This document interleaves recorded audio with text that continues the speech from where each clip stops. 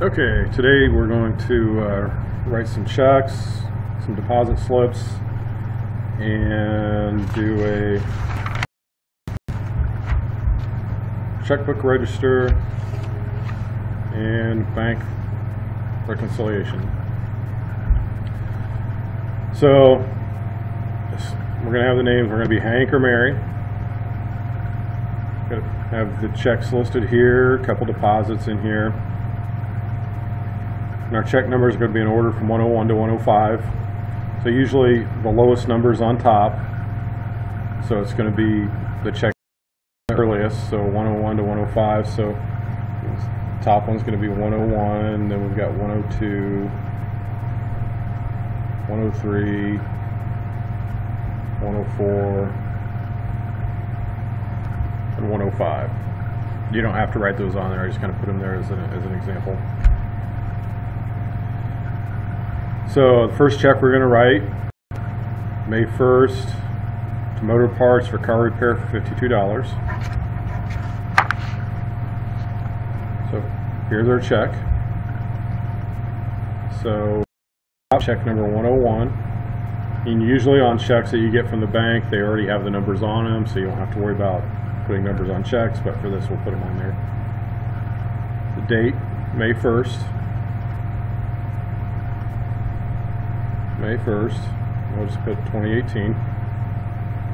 Paid to the order of Motor Parts.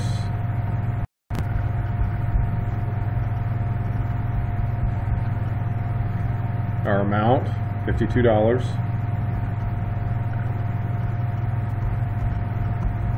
I'll put that in there so there's no mistaking, that's for $52 even. And here in this long line we're gonna write out the amount of $52. The best way to do this is in cursive. You can print, but just make sure you try to take up as much space as possible.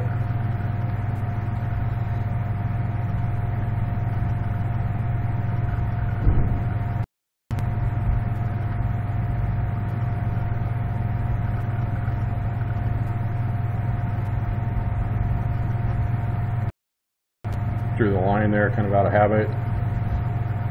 $52.00, so nobody can tamper. Then here in memo, that's where we're going to put what the check was for. So it's for car repair.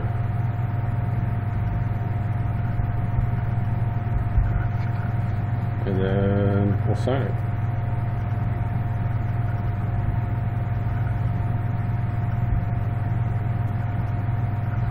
So I'm trying to get habit of printing myself. So when you get a check, obviously it's going to have your name on here and you're going to sign your name to it.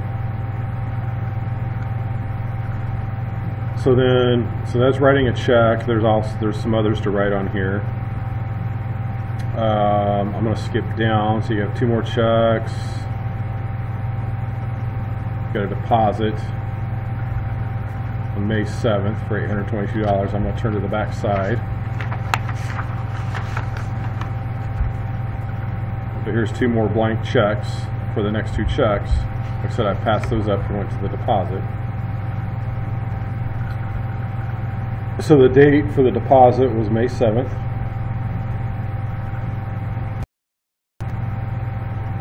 It was a paycheck, so it was $822. And then here we're just going to put the check number.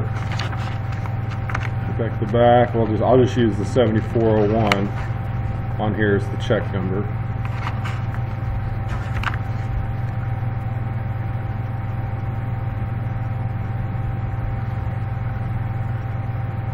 But no cash. So if you have a deposit with cash, you'd write the cash in there. So total from other side, we don't have anything on the other side, so we'll draw a line there. So our total, $822. So there's nothing else, no other checks. And for this, it says less cash received. We're not going to receive that, so we'll put a line there. Net deposit, $822.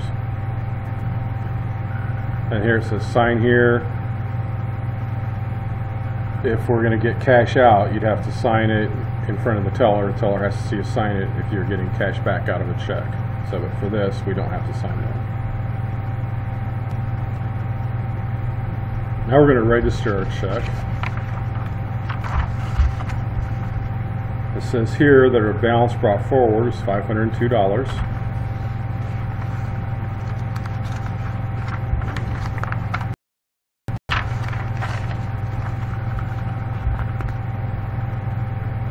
So we'll start here. Balance forward 502, 0 cents. So it was check 101, May 1st. It was to Motor Parts for car repair.